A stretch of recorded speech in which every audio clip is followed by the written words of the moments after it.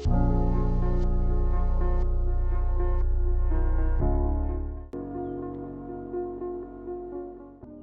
څوک باید په متحده ایالاتو کې د چارواکو او سازمانونو په ګډون قانون تعقیب کړي.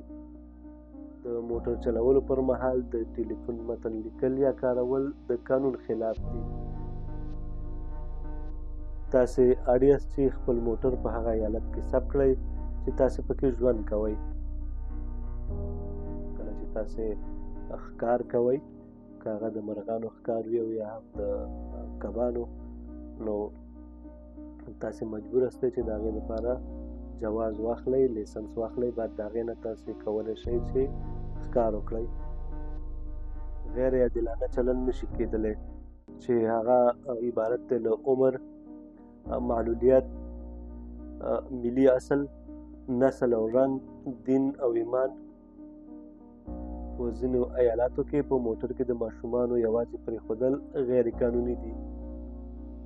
ډېر قوانین په متحده ایالاتو کې د خلکو د مدني حقوقو د ساتنې لپاره جوړ شوي دي. د سرغړونو د پلټنو، د جزا حکم کولو او د هغې خلکو د څارنې مسؤلیت لري چې قانون ماتوي.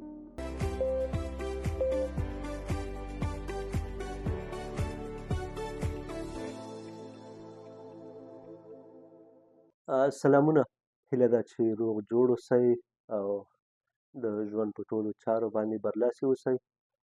ګرانو دوستانو، یو ځل بیا غواړم چې یوه نوې موضوع له تاسې سره شریکه کړم او د یادې موضوع په اړه هغه معلومات چې ډېر زیات مهم دي هغه له تاسو سره شریکه کړم. نو هیله ده چې تر پایه را سره ملتیا وکړئ او دغه خپرونه را سره وګورئ. ګرانو دوستانو، په دې سره بحث کوو چې په متحده ایالاتو کې مهم قوانین کوم یو دي چې تاسې پرې باید پوه اوسئ. نو په هر هیواد کې قوانین توپیر لري ګرانو دوستانو. متحده ایالات په فدرالي، ایالتي او سیمه ییزه کچه ډېر قوانین لري. نو دوستانو، تر ټولو مهمه خبره دا ده چې موږ په کوم هیواد کې ژوند کوو، د هغې په قوانینو باندې باید پوه اوسو، تر څو په راتلونکي کې له کومې ستونزې او مشکل سره مخ نه شو. نو راځئ اول په دې سره خبرې کوو دوستانو چې قوانین څه ته وایي. قوانین او مقررات د دې په اړه رسمي قاعده ده چې خلک باید په ټولنه کې څنګه چلند وکړي او یا څنګه عمل وکړي. په متحده ایالاتو کې په فدرالي، ایالتي او محلي کچه قوانین او مقررات شتون لري چې د خلکو حقونه او مسؤلیتونه تعریفوي، او په سیمه ییزه کچه د خلکو حقونو او مسؤلیتونو څخه ساتنه کوي.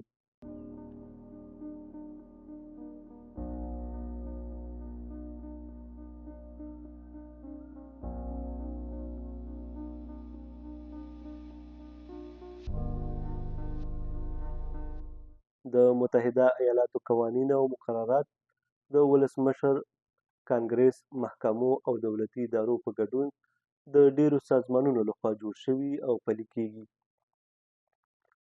د پولیسو افسران، محکمې او سمونونه د قانون پلي کولو، د سرغړونو د پلټنو، د جزا حکم کولو او د هغې خلکو د څارنې مسؤلیت لري چې قانون ماتوي. هر څوک باید په متحده ایالاتو کې د چارواکو او سازمانونو په ګډون قانون تعقیب کړي. دا د قانون د حاکمیت په نوم پیژندل کیږي. هر څوک په قانوني توګه هم اړ دي چې د متحده ایالاتو حکومتي چارواکو ته حقیقت ووایي. ډېر قوانین په متحده ایالاتو کې د خلکو د مدني حقوقو د ساتنې لپاره جوړ شوي دي. هر څوک د مساوي چلند او فرصت حق لري.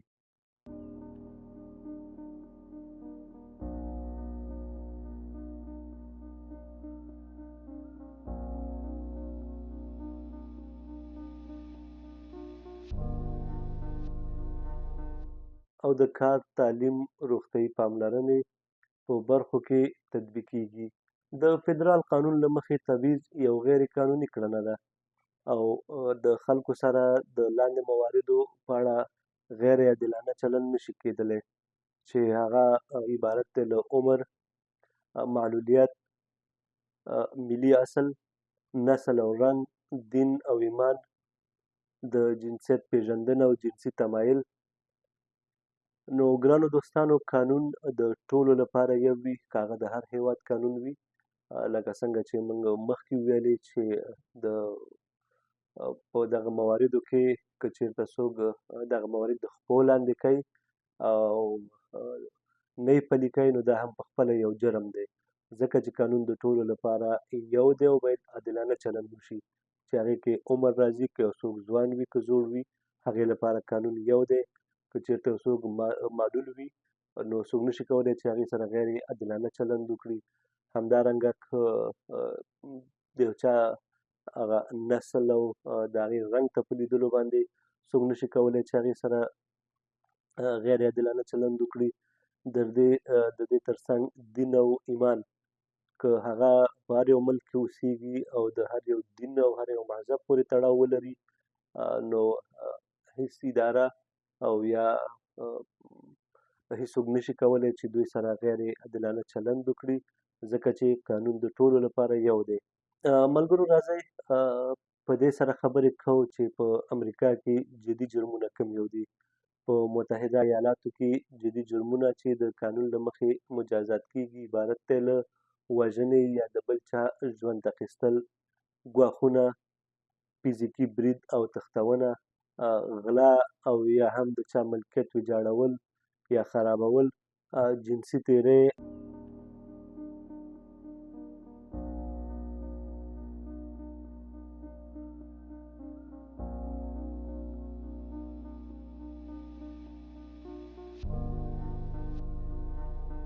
ګرانو دوستانو، د مهاجرت په اړه باید ووایو چې تاسې باید د متحده ایالاتو ته د ننوتلو وتلو لپاره د سفر معتبر سند ولرئ. تاسو د اجازې پرته متحده ایالاتو ته د ننوتلو له امله نیول کېدی شئ او شړل کېدی شئ. ګرانو دوستانو، راځئ چې په دې سره خبرې وکړو چې مهاجرت کې چې کله زموږ او ستاسې ویزه ختمیږي او موږ او تاسې له هغې وروسته هم بغیر د کوم سنده پاتې کېږو، نو دا هم یو قسم جرم دی او تاسې د پولیسو لخوا شړل کېدی شئ او یا هم بندي کېدی شئ، ځکه چې مخکې له دې نه چې هغه دوستان چې په ویزه راځي او د هغې ویزه ختمیږي، هغوی باید هغه لازم اقدامات ترسره کړي او تر څو دلته قانوني پاتې شي. نو تاسې باید د متحده ایالاتو ته د ننوتلو وتلو لپاره د سفر معتبر سند ولرئ. دا غیر قانوني ده چې ستاسې ویزه ختمه وي او تاسې پاتې شئ. کله چې ستاسې ویزه ختمه وي او تاسې پاتې کېږئ، دا نو د مهاجرت له قانون څخه سرغړونه ده. کله چې تاسو نه د مهاجرت افسر ستاسو د کاغذونو غوښتنه کوي، نو تاسې باید هغه ټول اسناد هغوی ته وړاندې کړئ چې له تاسو سره وي. تاسې د مهاجرت په غوښتنلیک کې هیڅ دروغ نشئ ویلی. تاسې باید تل د مهاجرت افسر ته رښتیا ووایئ. تاسې هیڅکله د مهاجرت افسر ته دروغ نشئ ویلی. کله چې تاسې په یاده برخه کې انټرویو لرئ یا د کوم مهاجرت د افسر سره خبرې اترې لرئ، نو تاسې باید تل رښتیا ووایئ.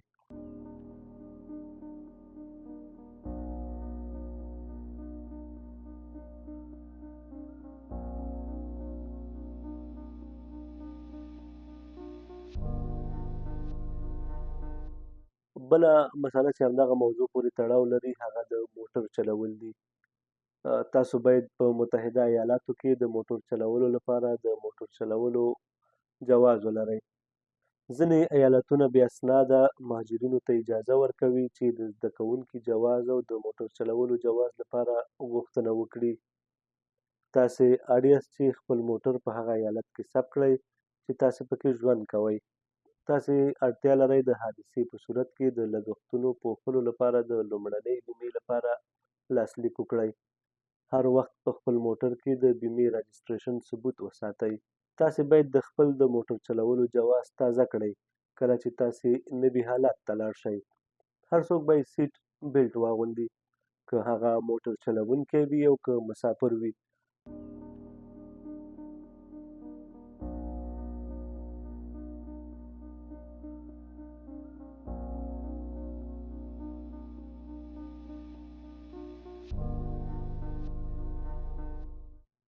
ماشومان باید د موټر په څوکیو کې وي. په ځینو ایالاتو کې په موټر کې د ماشومانو یوازې پرېښودل غیر قانوني دي. تاسې باید ټول ترافیکي قواعد تعقیب کړئ. د سور څراغ څخه تېرېدل او د اندازې نه زیات سرعت هم جرم دی. او تاسې باید ودرېږئ که تاسو د موټرو حادثې سره مخ کېږئ. وګورئ چې څوک خوږ شوي دي. که دوی طبي مرستې ته اړتیا لري نو تاسې باید 911 ته ټلیفون وکړئ. د الکولو او مخدره توکو تر اغېزې لاندې موټر چلوونکی غیر قانوني دی. د موټر چلولو پر مهال د ټلیفون متن لیکل یا کارول د قانون خلاف دي. نشه یي توکي او الکول د 21 کلونو څخه کم عمر لرونکو خلکو لپاره د الکول او سګرټو پیر غیر قانوني دی. په ډیرو ایالتونو کې دا د قانون خلاف کار دی چې په عامه توګه الکول وڅښي. دلته محدودیتونه شتون لري. چیرې چې تاسو سګرټ څکولی وي او یا یې هم څکئ، د الکولو تر تاثیر لاندې موټر چلول غیر قانوني دی.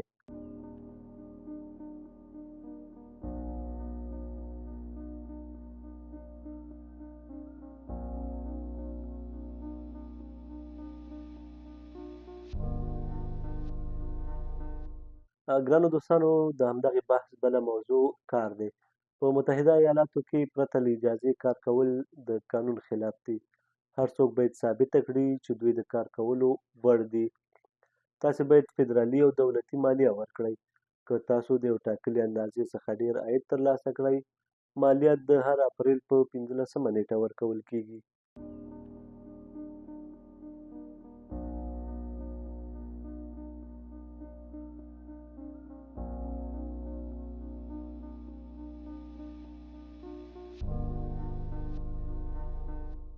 ماشوم، مور او پلار، والدین مسؤلیت لري چې د خپلو ماشومانو پالنه وکړي تر هغې چې دوی 18 کلن کېږي. والدین باید ماشومانو ته کافي خواړه، جامې، سرپناه، طبي پاملرنه، تعلیم، نظارت او ساتنه ترې وکړي. والدین نشي کولی د خپلو ماشومانو سره ناوړه چلند یا غفلت وکړي. والدین نشي کولی په فزیکي، ذهني یا جنسي توګه خپل ماشومان زیانمن کړي یا دوی ماشومانو ته د زیان رسولو ګواښ وکړي. ماشومان اړ دي چې د څو کلونو لپاره ښوونځي ته لاړ شي. په ډیرو ایالاتو کې هغه ماشومان چې عمرونه یې د 5 کالو څخه پورته وي باید ښوونځي ته لاړ شي. ګرانو دوستانو، دې سره بله تړلې موضوع د واده په اړه ده.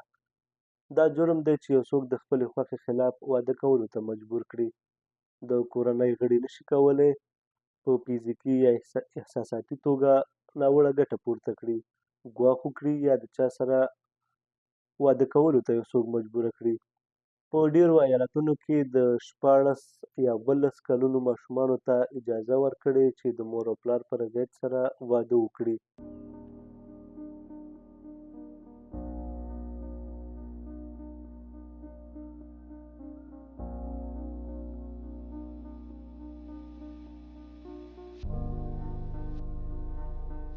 ګرانو دوستانو، ایالتونه د وحشي حیواناتو د ښکار لپاره جواز ته اړتیا لري. ترڅنګ یې په اوبو کې د کب نیولو جواز ته هم اړتیا ده. دا غیر قانوني ده چې یو څاروی ستاسې د شخصي کور یا منظور شوې ذبحې خانې څخه بهر حلال شي. د څارویو شکنجه کول، په هغې ډیر کار کول او وژل غیر قانوني دي. دا غیر قانوني ده چې د مناسبو خوړو، طبي پاملرنې او سرپناه چمتو کولو څخه یې انکار وکړئ.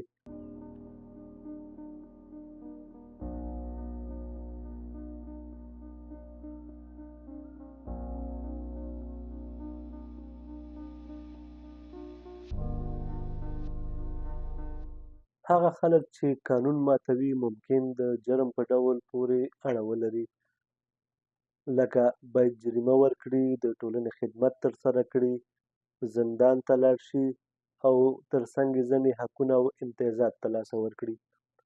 نو ګرانو دوستانو، دا هغه موضوعات وو چې ټول د غیر قانوني کړنو پورې تړاو لرلوده، چې په دې کې مختلفې برخې وې چې هغه د کار په اړه پکې معلومات وو. یعنې تاسې په متحده ایالاتو کې نشئ کولی چې په کیش کار وکړئ. پرته له دې چې تاسې دولت ته ټیکس ورکوئ. تاسې چې هر چېرته کار کوئ تاسې باید دولت ته ټیکس ورکوئ او تاسې قانوني کار وکړئ. تر څنګ یې بله موضوع د ماشومانو وه چې تاسې باید د خپل ماشومان تر څو چې هغه خپل د ځوانۍ عمر پوره کوي هغه په تاسې باندې حق لري چې تاسې د هغې د خوراک، څښاک، سرپناه او د هغې صحت ته پاملرنه وکړئ. تر څنګ یې ګرانو دوستانو کله چې تاسې ښکار کوئ که هغه د مرغانو ښکار وي او یا هم د کبانو نو تاسې مجبور یاستئ چې د هغې لپاره جواز واخلئ، لیسنس واخلئ. بعد د هغې نه تاسې کولی شئ چې ښکار وکړئ.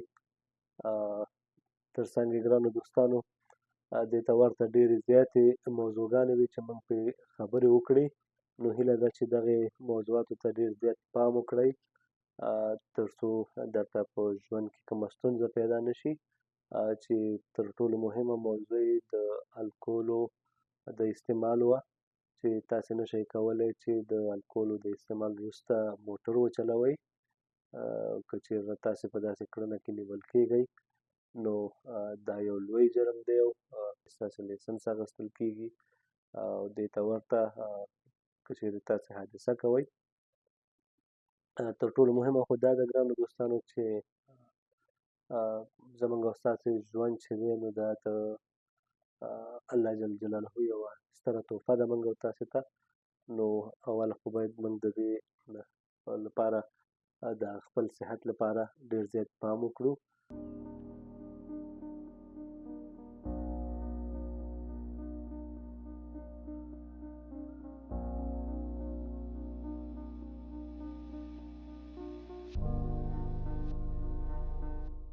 نو ګرانو دوستانو په دې هیله چې تاسې هغه ټول قوانین چې هغه د دغې د قوانینو پورې اړه لري که هغه ترافیکي قوانین دي که هغه نور هغه مسایل دي چې موږ سره په دغه خپرونه کې مطرح کړل دا ټول باید په یاد ولرئ او هڅه وکړئ چې له دغې مسایلو سره یا هغه څه چې غیر قانوني دي د هغې د کړنو څخه ډډه وکړئ تر څو د مشکلاتو سره مخ نه شئ.